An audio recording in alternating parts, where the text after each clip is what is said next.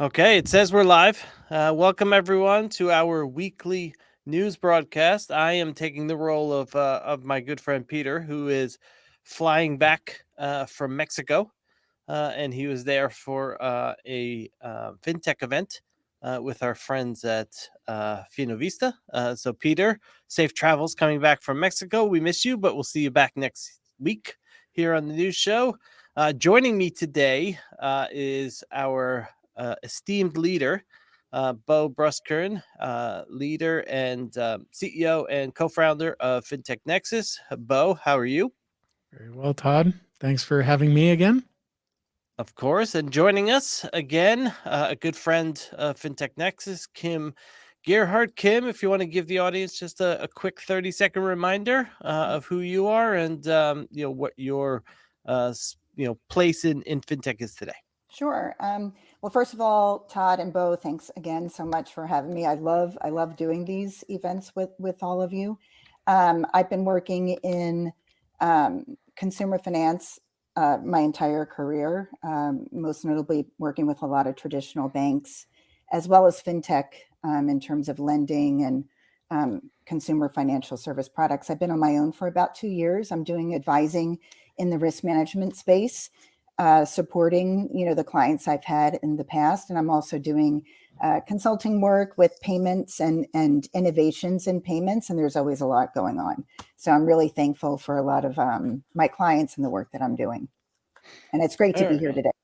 Well, great to have you back, and we'll jump right into our first story in a fairly busy news week the last week, and we'll start with what was a lot of hoopla at the time when FIS acquired WorldPay, and now it is taking a pretty substantial hit from that transaction, and it's going to spin out the company into its to its own entity. I think they said sometime in the next 12 months. Initially, it was acquired for, I believe, 43 billion. And this is going to give FIS a write down of 17.6 billion. And it was probably never a perfect fit. Clearly, WorldPay sells payment gateways to merchants. There's some odd synergies between the two companies. Bo, I think you've provided a comment in our notes here from Lex Sokolin's FinTech Blueprint that the vendor integration is immensely difficult and expensive. So expensive that it actually cost them a $17 billion write down. Bo, you're a valuation expert. What are your thoughts on kind of how bad this might be in terms of the bottom line for FIS and overall what seems to be an odd fit between the two that clearly never panned out? Yeah, it feels in hindsight, and maybe for those that were watching closely all along, it would have felt at the time just a head scratcher of a combination and a real distraction. And I may be wrong, but I feel like a lot of these mega combinations are dreamt up in boardrooms or influenced by investment bankers. Transactions happen. There's a lot of hand waving on Wall Street, and some people buy it and some people don't. But in the end, there's real people that are distracted for years on end to try to combine businesses that shouldn't have been combined in the first place. And it just it's wealth destruction in the end. And the bankers make money because there's a transaction, and it's a huge transaction. So I mean, I just have a very negative view on the whole thing, start to finish. And I wasn't paying close attention when they combined, but certainly now, with the benefit of hindsight, I'd just say, like, yeah, scrap it and move on, but don't do this again. Bo, I'm in violent agreement with a lot of the things that you're saying, but then I disagree with some of the things that you're Great. saying. I kind of look at, I was bullish on their integration from, several years ago. I think that, FIS, they, wanted to get into digital payments, and, it sort of made sense. And WorldPay, they really wanted that exposure and being able to grow, which may or may not have made sense because they couldn't do it. But I agree that I don't like what I see on Wall Street a lot of the times. I think that a lot of people wind up making a ton of money. The bankers, the advisors, the consultants, and accountants, and all of that, and even the executives. The executives are incented with a lot of these deals as well. And then you see it's sort of normal that you see some of these big transactions unwind over time because of those same reasons. And there is pressure, like when the stock prices are going down. Totally. I think the thing that is very surprising in this case is that unwinding happened so quickly compared to when that acquisition first took place. That's one thing that's a bit odd. And I agree, there's a lot of waste, and it's disappointing, and there's a lot of people that get involved. The other thing that I'd bring up, though, is that there are other institutions that have made similar moves, and it is working for them. So like Fiserv and First Data, for example, it's like I kind of look at the combination of core banking and merchant. And when I think of businesses, payments are the lifeline of what it is that they do. And I do see the synergies, and it's working for Fiserv and First Data. Now, granted, First Data is different, right? They have Clover, and they have a point of sale, and WorldPay is a bit different. But still, clearly, it's working in Fiserv and First Data. And I look at the stock price; it's still reasonably strong. So it kind of begs the question of, was it just missteps with the integration? But Ferris, she was the one that was leading the integration, and now she's CEO. So I don't know. I think that this whole thing, this is like the best story for a Harvard Business Review, like business school case. Like, I think that the writers and the editors are gathering the data, and they're writing the business school case right now on this, because there's just so many different pieces to it, and it is big news. Speaking of losing money, onto our next story, and what was clearly an eye-popping number. Stripe, it was reported through the information, burned more than $500 million in cash last year. In the same article, they referenced the company said it only burned $150 million in its lifetime prior to 2022.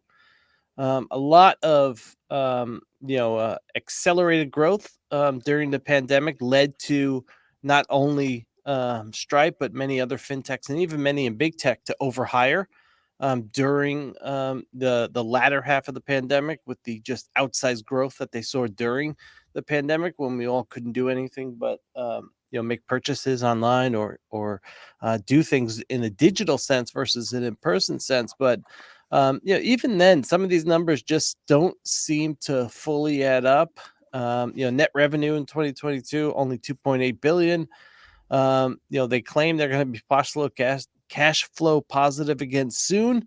They lost $75 million last year, but they said they made $500 million the year before, losing, burning through $500 million in 22. It just seems like some of the numbers don't add up. They're also reported to be raising capital from some of their investors right now. Going public, probably not going to happen anytime soon, even though it was initially reported they might think of going public. They do have some employees that they need to take care of. But Bo, what are your thoughts on kind of what we saw with these numbers and Stripe, and ultimately what seems like a sound business long term? Clearly a couple of missteps the last couple of years. Yeah, 100% strong business. I mean, Stripes is a really important technology and set of technologies and services. I think a lot of what we're seeing is the magic of accounting and the difference between GAAP and cash. And just sort of like, private company can't really piece together a lot of the information. So we're getting a little bit of a glimpse, but still the swing of sort of generating cash and then gushing cash those are some wild swings. So let's just say that the company is able to shore that up, show profit, get to cash flow profitability, having the gap profit, all that stuff. I mean, they're still just a really strong company, and they just got to right the ship. It sounds like they got out over the tips of their skis. Yeah, I mean, Bo, I completely agree with you. I think that they were really enjoying the strong growth and revenues that they saw from 2020 to 2021, right? And they were probably building their infrastructure and their systems around it, hoping that that growth was, even if it would go down a little, like they were building for, very, very aggressive growth, which, hasn't been happening. And still an 18% for me, like that still sounds pretty good, but Yep. not compared to how they were spending all of that money, which is really shocking and abysmal. From my point of view, I mean, the CFO is out, and they're in a position right now where they need to raise money. Yep. So my fingers are crossed for them, because I do agree they're important to the ecosystem, and I want to see them succeed. Moving on to our next story, a company from big tech that continues to just immerse itself further into financial services. Apple. The story from Bloomberg: Apple to scrutinize customer history for the new buy now, pay later service. I think it was a couple weeks ago, Apple announced, which was, has been in the works for quite some time, announced that they're in testing mode with their employees for a BNPL service. Most loans right now have been $1,000 or less, according to the article. And I think the big piece of news here with Apple is that they're actually moving away from their reliance on bank partners, not only with this product, but potentially some other product and infrastructure that they're building. And they're doing the underwriting themselves. And in part, they're going to leverage the spending history and even which device is owned by the borrower through Apple, and kind of use that into their models. And so it's, I think Apple is continuing to toe the line of big tech and fintech or financial services firm, and I think eventually they might find themselves in front of the regulators' crosshairs on if they should become a bank or not. But interesting moves by Apple, Bo. I mean, I'm super eager to hear what Kim has to say about this, being the consumer expert here. But I will say, Apple's got loads of cash. They have so much data, and it's a high-end consumer. It's part of the beauty of creating a walled garden where, they just get, and they own the entire, they own the consumer once they've entered that garden. So, I mean, over to you, Kim. I'm fascinated to see what happens here. So I'm very, very bullish on Apple. I love them. And so when you think about, the wallets, and you think about payments and the importance of identity, right? And kind of knowing who's on that other side of the transaction. It's like Apple has it. It's like they know who you are. I think that it's interesting that they're choosing to do some of the lending and the credit underwriting in-house, for this particular one, and not to use Goldman, because that we've seen the opposite in the past. Like, I've experienced in the private label industry, and companies like Nordstrom and companies like Target, who were doing a lot of the credit underwriting and the risk and all of that in-house, they kind of shifted, especially when TD bought those portfolios. So it's like there's a reason why a bank, because they're kind of in that is their core business of risk management and credit and all of that. So it is very interesting that Apple is going in this direction, but it's also not surprising because they're also, they place some bets in with open banking. They bought Credit Kudos, which was open banking out in the UK. So this should not really be a surprise. The one thing that I am very interested and curious on, because I do not agree with what it is that they're doing at all, is leveraging the kind of device that the consumer has, because I think that has a lot of implications with fairness and extension of credit, because all other data being held equal, as someone with an iPhone 6 going to have a different kind of credit decision compared to someone with an iPhone 14 Pro? I don't know what the answer is. And I know that this isn't mortgage. I recognize that it's not mortgage, but I still think that it's an important Yep. issue that really needs to be looked at, because if that is the case, then it angers me. Yeah, and they're going to find themselves in front of Congress if ultimately that's the case, because Yeah. So I'm Congress is curious. going to, yeah, We don't have all the information just yet, exactly. but I'm very curious about that particular point. Speaking of regulators in Congress, a story to touch on fairly quickly is, the White House has now chosen the leader of the White House National Economic Council, former Fed Governor Brainerd.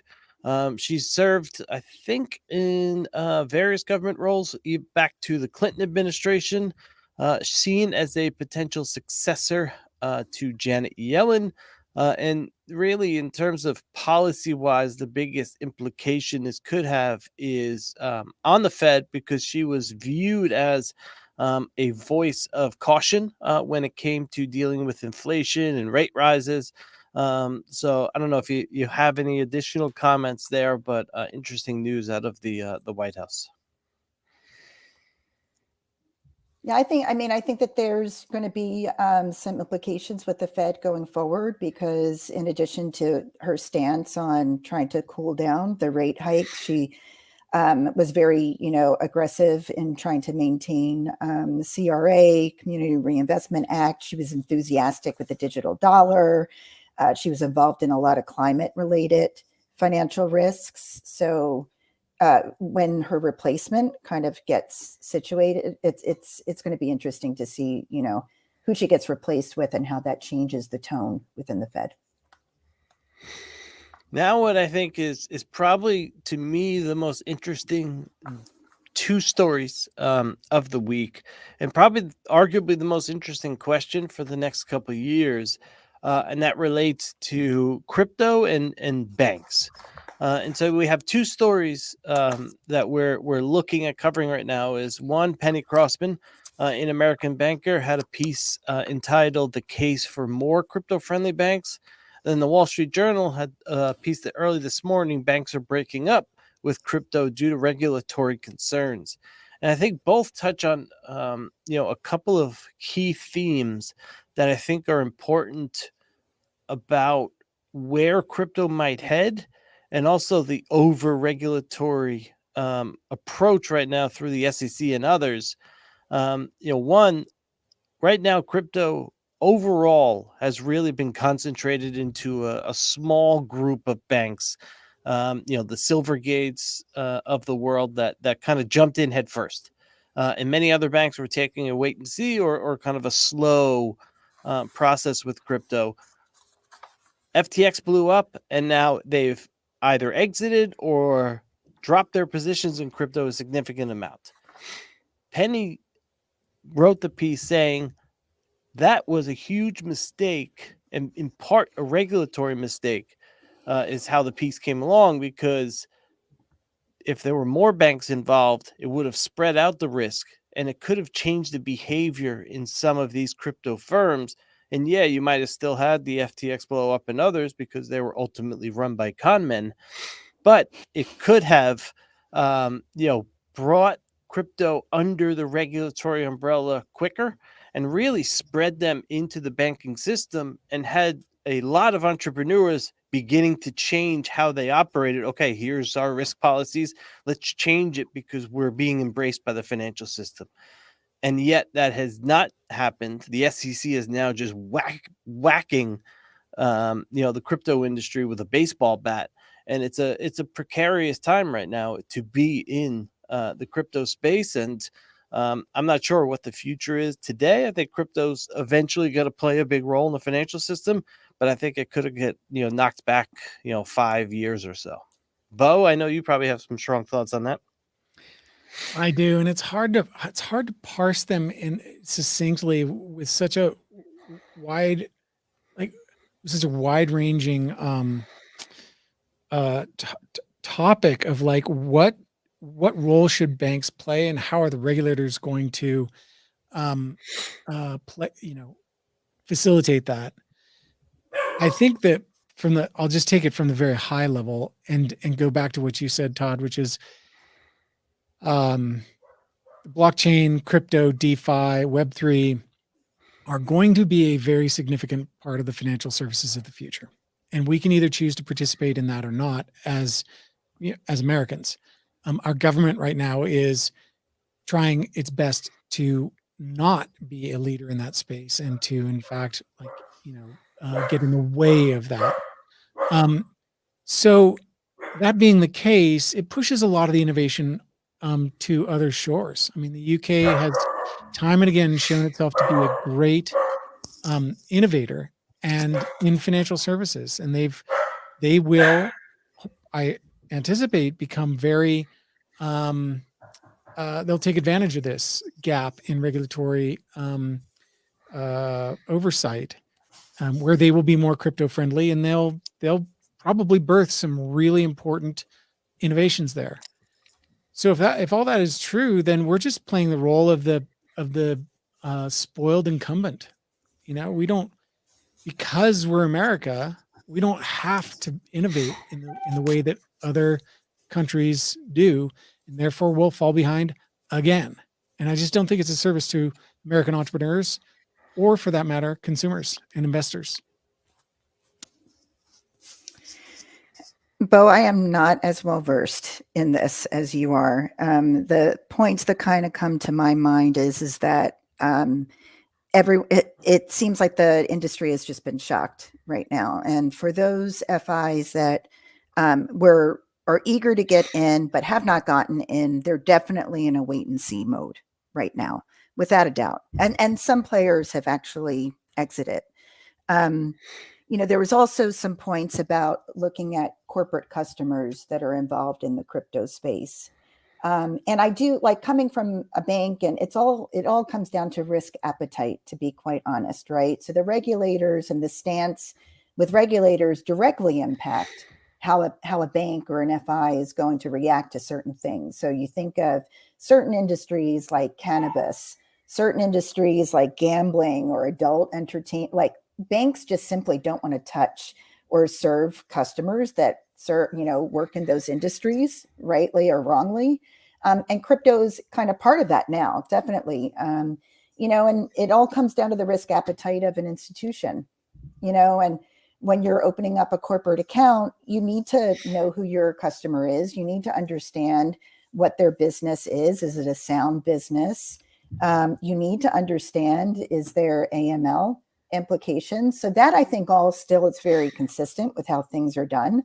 But about the whole infrastructure and ecosystem going forward, there's also a ton of companies that are in this space that are doing really good by this space, right? Kind of looking at compliance and looking at fraud and AML and on-ramp and off-ramp. And there's a lot of good stuff that's happening. So I think the regulators really need to be clear, and they really need to be providing more guidance so that people can still come in, innovate, and add value with this new technology. I wonder if we're at today, if regulators and banks embraced crypto early on, would we have seen an FTX, a Celsius, and as much of the blowups as we've seen, because they would have encouraged them to come on shore. They wouldn't have said, hey, keep your stuff offshore and give us a subsidiary onshore, and it's got to be limiting in nature and whatnot.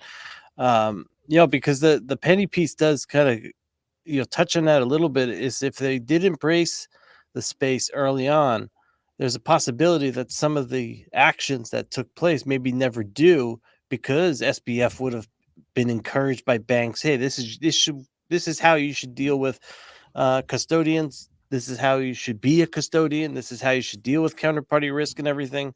Though at the same time, Bernie Madoff was in the traditional financial system, so we don't know. I think it's a great point, though, Todd, because think about the entire ecosystem. Like if this is accepted in the financial system, in the traditional financial system, and you have banks that can custody crypto assets, even if it's just ETH and BTC and some of the other majors. Then what happens is you have the investors on Sand Hill Road saying, well, why aren't you a US based company? Why aren't you compliant with these regulations and so on? That's one set of group of one cohort that would be requiring that before they invested, right? You would also have consumers who said, well, why would I invest in this entity that was offshore when I can do this other thing that's onshore? That seems a lot safer. Like the whole thing would have developed differently. And yeah, probably still going to have crooks out there because crooks are everywhere. But the level of wealth destruction that happened at FTX, I'd be willing to bet, impossible to test it, but I'd be willing to bet that it just wouldn't have even come close if we had embraced this. And that's my argument back to the US government, lawmakers, regulators, enforcers is you've got to figure out a way to bring this into the system because it is a phenomenal tool. And it is, you can use whatever analogy you want. You can use Jamie Dimon's pet rocks analogy. Let's allow banks to custody pet rocks. That's totally fine. Like that should be legal. And so I don't know, I just think it's a crying shame.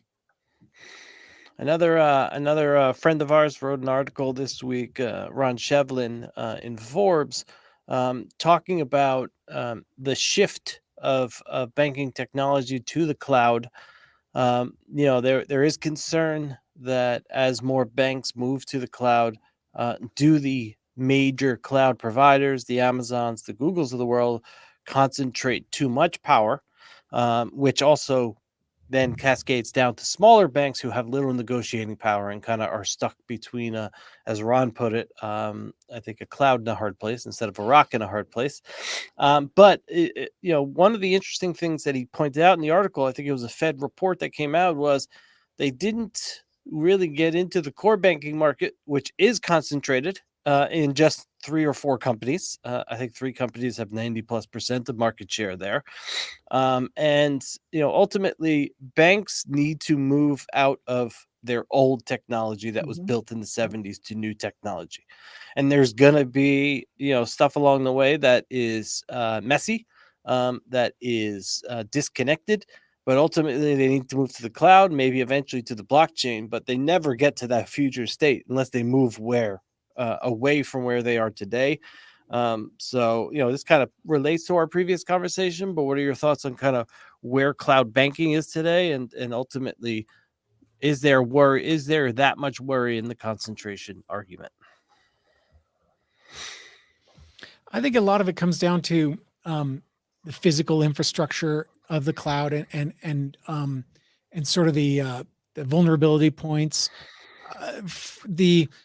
The question of an oligopoly comes up when there is a concentration, and these giant cloud operators are very expensive to build, right? So you really only end up with a couple, but I think 3 is a pretty good number because the way that these things work is you usually have in any industry where there's kind of an oligopolistic tendency, you'll have a provider that's like 2/3 of the market, and then the next giant is 20% of the market, and waving my hands around a little with these numbers, but like then you've got this long tail of other providers. The thing is, the technologies do get leapfrogged, right? So hallelujah, we're actually talking about cloud provisioned banking. Like that's fantastic.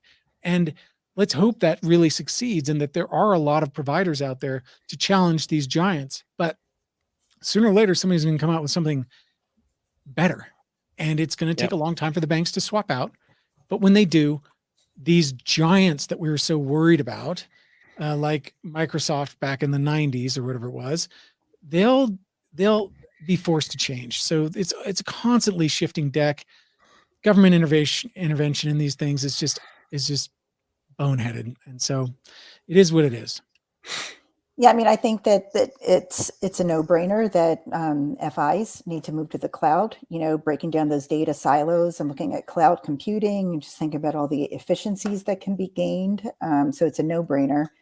I think that, regulators going in to say it's too concentrated, to me, I really just don't understand. There's, you can't, in my mind, also too, the system and the way fintechs and certain service providers, it's good that there's limited number of cloud providers. That way you figure out how to kind of attach in and with APIs and deliver products and services to your customers. So to me, I feel fine with the number that there is. I think what will make sense is kind of regulators going in to kind of make sure that that they understand the dependencies and they're looking at the incidents. You know, Treasury is also moving to the cloud. It's like, Yeah. This feels more like a congressional push to break up big tech and yeah, that it doesn't seem constant to make worry about sense.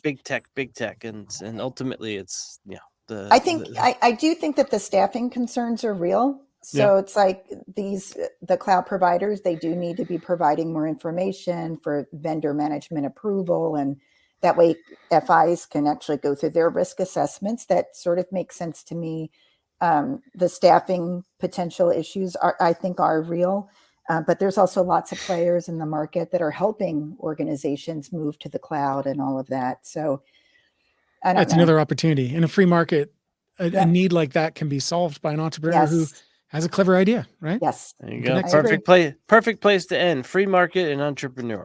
Yep. Thank you, Kim, again for joining us. As My always, pleasure. Bo, we appreciate you coming by again. Next week we'll be back.